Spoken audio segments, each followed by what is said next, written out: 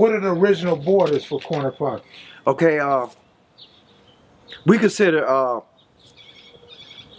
Segundo to Stockwell, Wilmington to the railroad tracks or Willowbrook Railroad tracks. Kev Mac video, you know this is for sure. Kev Mac video, open your soul. Did you guys used to go down to LA? Man, I'm telling you a story. We used to go there every Sunday. We go down there deep. We get on the bus. We don't got no money. We get on the bus and we pile on the bus and tell the bus driver, cuz got it. You know, the bus fare, right? We ain't paying nothing. We running this. So soon we would get on the bus. We going back to the bus. We shooting dice. We smoking. Got the ghetto blaster. We doing everything we want to do. So when we go through the different neighborhoods to get downtown, somebody had a leather coat get on the bus. Cuz, come here, cuz. Give me that coat. You know, it wasn't no second acid. Give up the coat, cuz. They would give it up, right? Then we take everybody's money because we want to make sure everybody gets to the theater. So you get on the bus, we taking your money, you know, regardless, you know. Did y'all run into the brims down there? Man, one time we was at the theater. We was at the State, right there on Broadway. So we up in the balcony, and so we talking about, you know, we doing that Crip stuff and different games up in there, you know, different Crip guys in there hollering out their game. And so it was Bruce Lee, Enter the Dragon, I can never forget. Next thing I know, a whole line of brims come walking in. I'm looking down at them. They walk in a circle like that TV stuff and made like a horseshoe. Then they say, "Are you Crips?" Come down from the balcony, right? True story. We came down, it's on, we cracking, it's fighting. I mean, it was throwing down like TV stuff. But I never seen nothing like that, 'cause they were throwing up. It was their sign, West Side Rims, right? Oh man, this on. This was I went downtown LA to get busy. I'm from Compton. Our thing was we're gonna whoop somebody before we leave from downtown. Somebody finna get their skull busted open, and we did that. But we did it because we had nothing else to do. So in the beginning, y'all was fighting Pirus and brims the most? Yeah, the brims we ran into them when we fought them at the LA Coliseum at the Wastack. Back in the day, they used to have the Wastack Festival. So that's their neighborhood, the Coliseum, right? So they deep, right? But, you know, and we seen them, say, man, them brims over there. So we walked to the other side, we're gonna get this started. Then the fight broke out, it was on and cracking. But y'all had Pirus was local, but y'all prefer to go to LA and fight the brims? We fight everybody. Okay. If, you know what I mean? It doesn't make no cut. We'll fight the Pirus, Denver Lanes, it don't make nothing. If we catch you slipping, outlaws, villains, you know what I mean? Like you get on the bus and we on the bus going downtown and you get on the villain area, you know, you finna get, cause we know, you get on this bus, nigga, that mean you're a villain, you gonna get served, you know? So we served everybody, the Pueblos, we was serving like, back on Sunday, the last bus going to Compton would be 2 in the morning. So we couldn't get in all the theater because they was allowed a group of guys. So we said we meet up for the last stop, then we'll head back to Compton. So we would tell everybody as soon as the bus take off, leaving downtown LA, we would say, everybody on this bus better be a Crip, because it's Compton right here, you know? And everybody said, we tell everybody, you guys Crip? Everybody, yeah, we know. So what we knew, if you pushed the buzzer and getting off in the Pueblos area, we knew you was a bishop. So what we would do, we'd block the door, because we hear the sound, oh, we know somebody finna get off. But everybody's in there claiming Crip. So soon they come to get out the door, what cuz? Bow, boom, bow, boom. You know what I mean? We getting off. And we did that for fun. Did y'all fight the 9 Deuce bishops? Yeah, the nine Deuce, any bishop, you know, that was getting on the bus, because we would wait till they rang the bell. That's how we knew there was a bishop, because we tell everybody that's catching this last bus better be a Crip, because the bus is standing room only. You know, everybody trying to the last bus going to Compton. You ever get sent out of state? Yeah, it was an incident where I did a drive-by, you know, in the Piru area, right? So, you know, they laying dead to get with me and shit like that. So I can't go up to Centennial, right? So I'm hanging on the streets with my homies. So my brother come telling me, oh man, somebody stole on me. Who stole on you? Then he said, man, this big old dude, right? I said, did he know you was my brother? He said, I don't know. Come on. I'm telling my crew, let's go. Somebody gonna hit my brother? I don't care who it is. I'm going off. So we go up to Centennial.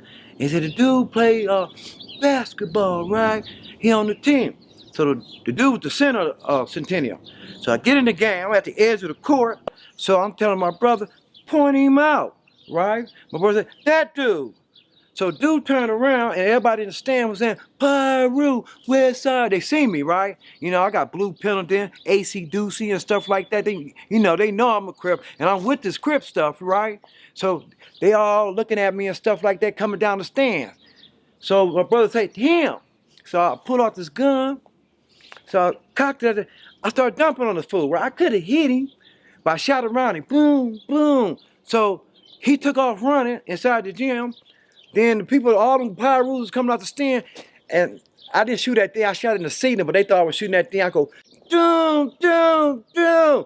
Everybody panicked. People falling, rolling all down the seats. And the basketball coach that was coaching the team, I see him. He beat the basketball players out the gym, running for his life. So then they had to send me out of state because the police looking for me and all that stuff. I go to Salt Lake City. So they don't know about Bloods and Crips. I'm a thug, right? I'm a gangster with this stuff. So I get out there, I'm trying to show the white boys, this is what we doing in Compton. They never heard of Bloods and Crips. I'm trying to show them how to wear your pants, how to tag up a bathroom. Next time I know they bringing me dope. They had more dope with the Mormon kids than we had in Compton. I'm high every day. The white boys are stealing their daddy's pistols, so everybody bringing it to them. Oh, cool, cuz. I'm teaching them how to talk and stuff, how to stand and stuff like that. You know what I mean? What to say.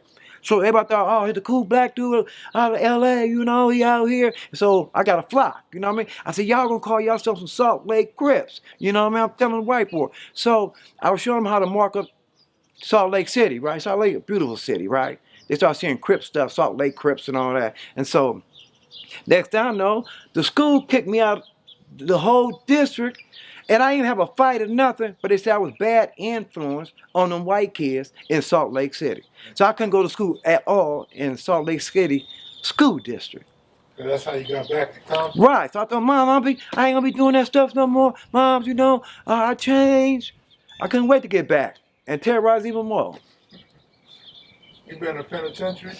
No, I never did no time. I've been to jail a whole 1,000 times, juvenile hall, all that. But when I went to LA County, that's the time I said I seen LB till he had a fight with Barefoot Pookie. I went in there, I say, this is what everybody goes through. Every crazy nigga in LA and every gang that's up in there, right? I'm not gonna be doing this no more. And I made it and I never did, you know? And that's honest truth. So what was your banging years, from what to what? I was acting like 72 to 76. 76, I went to the service.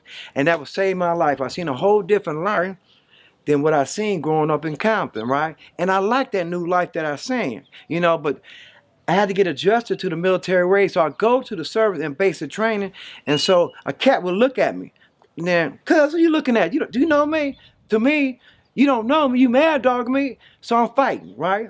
And I'm fighting, you know, and then a drill sergeant asked me, man, why you fighting everybody? Man, they was looking at me. He said, you fighting because I say, man, where I'm from, if you look at a man in the eye, that's mad dogging, right? That's a challenge. So I'm thinking, why are you tripping on me? Because I'm doing what I do. You know what I mean? I really couldn't understand. You know, I believe I got to fight. Nigga, you don't know me. You know what I mean? Don't look at me. You know, unless we friends. And that was like, woke me up and they taught me, because somebody looking at you, that street mentality, it ain't like that. You know what I mean? And they were real patient with me. Then I started seeing the light, that it was more the light than how I grew up. We grew up fighting all the time, right? You know, and that's what we did. Especially you look at me, nigga, and you don't know me. You don't know me, fool. You disown me, cool. Nigga, what? Nigga, let's do this. Right, that's what we thought. You know, nigga, you don't know me. How you gonna look at me, right?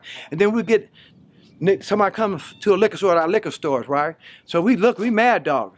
Niggas on eye contact, then we can see the fear.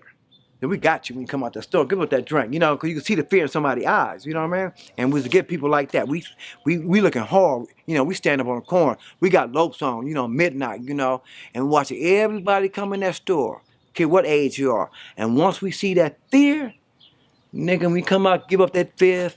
Nigga, give me some money, nigga. You know what I mean? Oh, you don't give me no money, get in front of them and get them right up in their face and look them dead in the eye. And you can see the fear and you can break them down. The fear, they break down right then and there. And we did that all the time. I used to look in the mirror and practice with a fearful look. So when I get up on somebody, they can see the craziness in my eyes, and you see them break down. You know? Did you know Salty? Oh man, rest in peace, Salty. Yes, I'm telling you, the first time I met him, I'm acting a fool in the street. Police take me to jail. So he took me to Compton substation, right? So Salty was in there with his crew, right? So they were saying, put Cuz up in here, put Cuz up in here, right? You know what I mean?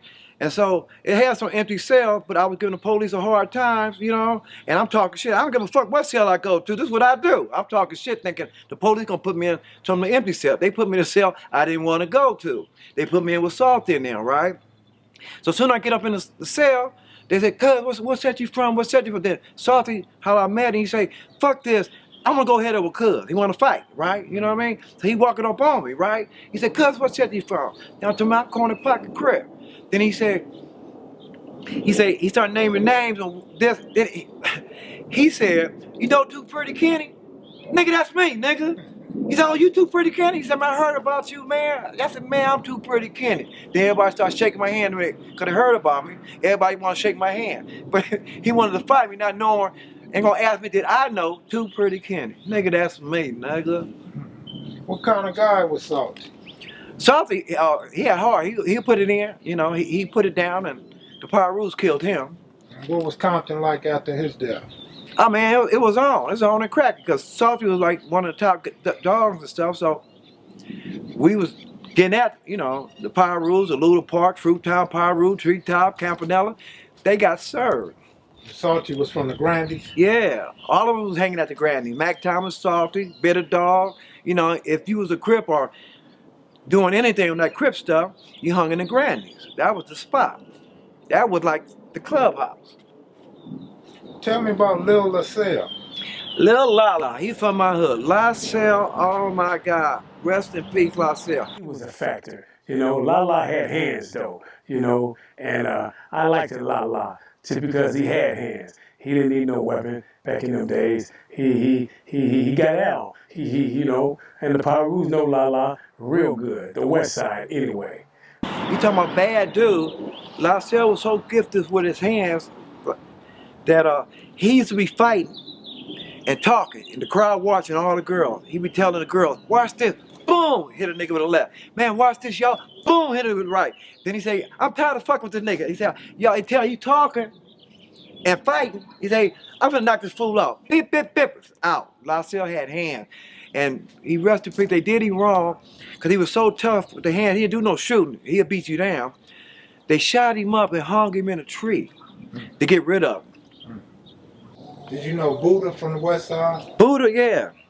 I didn't know him personally, like, hey, Kim, what's up, Buddha? No, but I seen him. Did you hang out at the Red House? Oh, man, Santa Fe and Pine. When Tookie was there, everybody there. When Tookie get off from work, he worked there. He was a counselor there.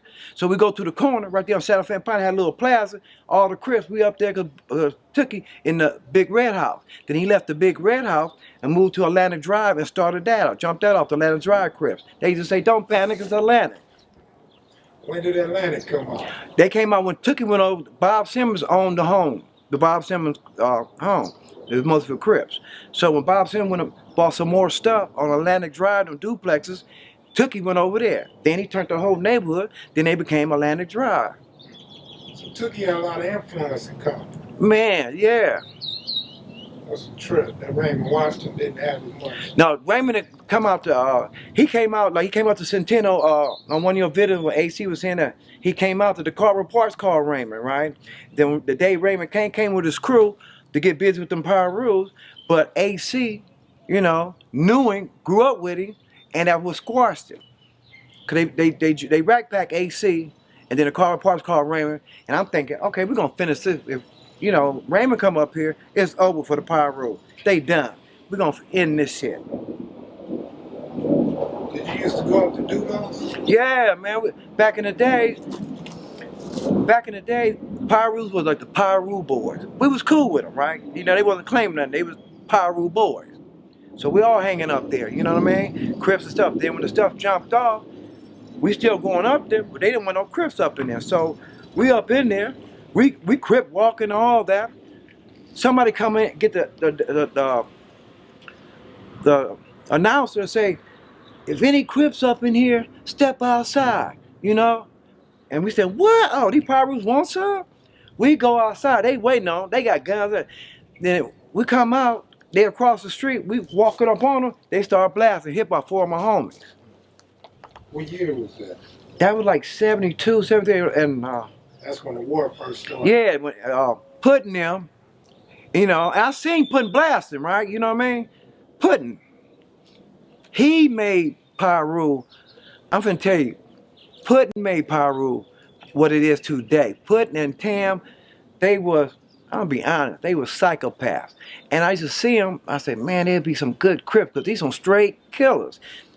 Puddin' went around all the Compton, all the Crip gangs in Compton knew Puddin', because he put in working against all of us.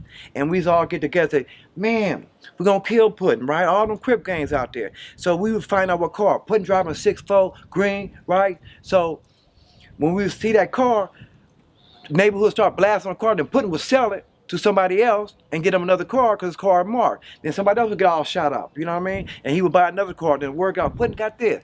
Boom, that car gets shot up. You know, I say, Puddin' ain't gonna live too long because he got all these Crip gangs looking for him and he putting in work. I mean, that brother put it down.